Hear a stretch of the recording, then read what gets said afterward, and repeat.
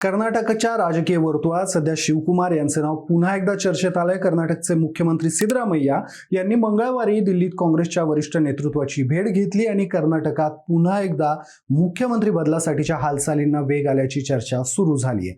सूत्रांच्या माहितीनुसार सध्या सिद्धरामय्या मुख्यमंत्रीपदाचा राजीनामा देण्याच्या तयारीत आहेत. त्यामुळे डी.के. शिवकुमार यांचा मुख्यमंत्री बनण्याचा मार्ग मोकळा झालाय. शिवकुमार हे जरी कर्नाटकातले राजकीय नेते असले तरी त्यांचा महाराष्ट्राशी मोठा संबंध आहे. अगदी विलासराव देशमुख यांचं सरकार देखील डी.के. शिवकुमार यांनीच वाचवलं होतं आणि म्हणूनच डी.के. शिवकुमार यांना महाराष्ट्रात संकटमोचक म्हणूनही ओळखलं जातं. त्यामुळे महाराष्ट्र काँग्रेस सोबतच महाराष्ट्र देखील शिवकुमार यांना कधीच विसरणं शक्य नाहीये. नक्की काय आहे डी.के. शिवकुमार यांचा महाराष्ट्राशी तो संबंध? विलासराव देशमुख यांनी शिवकुमार यांचे आभार का मानले होते? त्यासोबतच कर्नाटकात कुरुबा म्हणजे धनगर, वक्कलिगा म्हणजे कुणबी या दोनही जातींना आपल्याकडे टिकवून ठेवण्यात तर लिंगायत समाज आपल्याकडे खेचून घेण्याची खेळी काँग्रेसकडून सुरू आहे. ती खेळी नक्की काय आहे?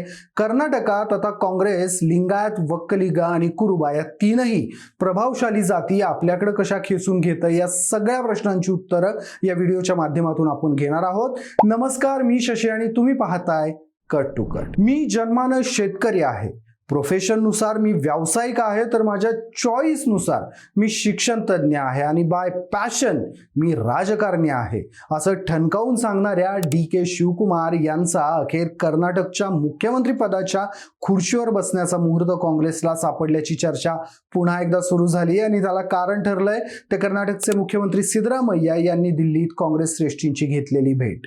2023 मध्ये कर्नाटक विधानसभा निवडणुकीत काँग्रेसनं भाजपला पराभूत करत विजय मिळवला आणि या निवडणुकीत कर्नाटकातून काँग्रेसचे दोन चेहरे प्रकर्षाने पुढे आले, ते म्हणजे सिद्धरामय्या आणि डी.के. शिवकुमार. हा विजय काँग्रेसला नवसंजीवनी देणारा होता, कारण देशभर काँग्रेसची पिछेहाट होत असताना या दोन शिलेदारांनी कर्नाटक सारख्या मोठ्या राज्यात काँग्रेसला सत्ता मिळवून दिली.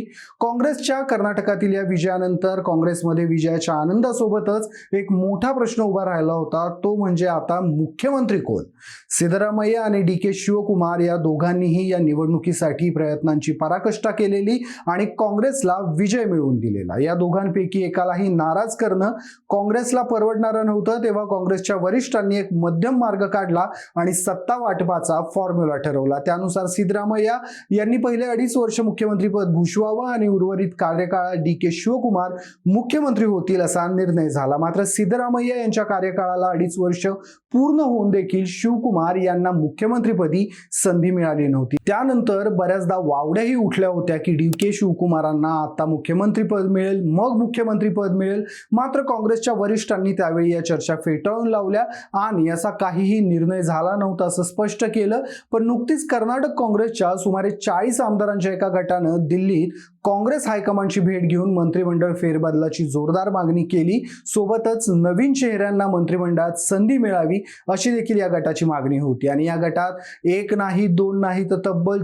4 वेळा आमदार म्हणून निवडून गेलेल्या ज्येष्ठ आमदारांसह 40 आमदारांचा सहभाग होता. त्यामुळेच आता काँग्रेसच्या पक्षश्रेष्ठींनी कर्नाटकामध्ये मुख्यमंत्री बदलण्याचं मनावर घेतल्याचं सांगितलं जात आहे आणि त्यासाठी सिद्धरामय्या यांना राज्यसभेवर घेऊन दिल्लीत बोलावून काँग्रेसकडून त्यांना 2029च्या निवडणुकीसाठी मोठी संधी दिली जाईल अशी चर्चा आहे आणि त्यांच्या जागेवर डी.के. शिवकुमार यांना मुख्यमंत्रीपदी संधी मिळेल.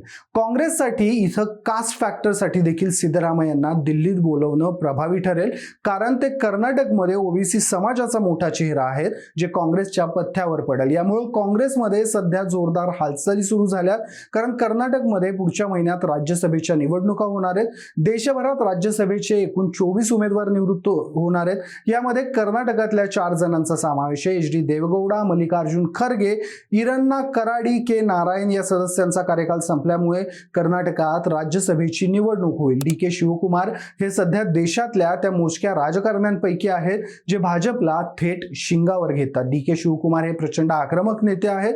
त्यांनी फक्त काँग्रेसला डिफेंडच केलेलं नाही, तर त्यांनी काँग्रेसला अक्षरशः नवसंजीवनी देण्यात मोठा रोल निभावलेला आहे.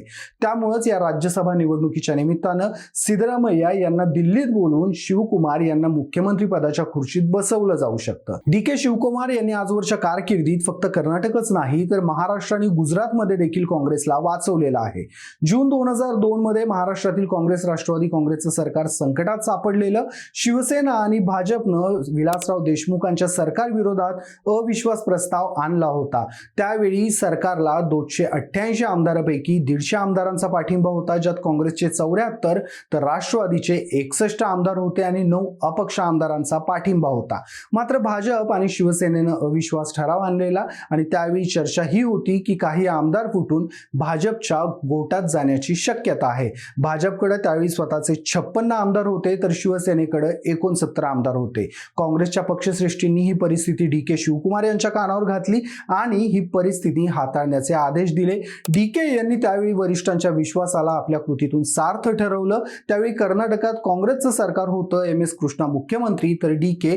नगरविकास मंत्री होते. शिवकुमार यांनी अजिबात वेळ न दडवता काँग्रेसच्या आमदारांना गोळा केलं आणि त्यांना बेंगळूरच्या बाहेर असणाऱ्या ईगल्टन गोल्फ रिसॉर्टमध्ये ठेवलं. जवळपास आठवडाभर काँग्रेसचे आमदार तिथं होते. शिवकुमार स्वतः जातीनं तिथं उपस्थित राहून परिस्थितीवर नजर ठेवून होते. त्यांनी या पूर्ण रिसॉर्टला चोख सुरक्षा व्यवस्था पुरवली होती. आमदारांचा कोणाशी संपर्क होणार नाही याची त्यांनी काळजी घेतली आणि विश्वासवर्धक ठरावाच्या मतदानाच्या वेळी शिवकुमार स्वतः या आमदारांना घेऊन विधान भवनात पोहोचले. काँग्रेसचे विलासराव देशमुख यांचं सरकार त्यावेळी वाचलं. विश्वासदर्शक ठरावाच्या बाजूनं 143 तर विरोधात 138 मतं पडली. गुजरातमध्ये देखील डी.के. शिवकुमार यांनी काहीसं असंच तंत्र राबवलं होतं. अहमद पटेल यांची राज्यसभेची जागा पणाला लागली होती. अहमद पटेल हे सोनिया गांधींचे जवळचे मानले जातात. काँग्रेस पक्षानं कर्नाटकचे मुख्यमंत्री सिद्धरामय्या व प्रदेशाध्यक्ष जी परमेश्वर यांना बाजूला सारून शिवकुमार यांना त्यावेळी जबाबदारी दिली होती. शिवकुमार यांनी गुजरातच्या आमदारांचा पाहुणचार केला. काँग्रेसला ही भीती होती की भाजप आपल्या आमदारांना फोडेल. त्यावेळी डी.के. शिवकुमार यांनी काँग्रेसच्या पाहुणचारात काँग्रेसच्या 44 आमदारांना गोळा केलं आणि बेंगळूरच्या एका रिसॉर्टमध्ये ठेवलं.